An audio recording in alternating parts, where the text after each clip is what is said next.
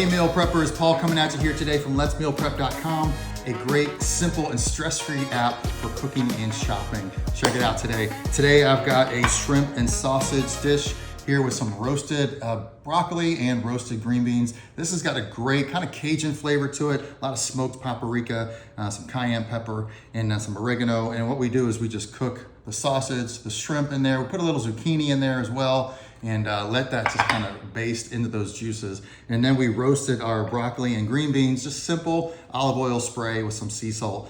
Put that all together, you got this great, lovely dish. Good protein, good complex carbs with your veggies right there. Keeping it simple for the holidays for you. That's kind of our mantra right now, because we know you guys have a lot going on with events and holiday cooking itself. You're gonna get plenty of fats and carbs from those. So let's keep it simple throughout the week, all right? Let's keep it simple so that you've got some go-to healthy dishes to get as well. Guys, coming in the app this Thursday. Hope you love it. All right, take care. Bye-bye.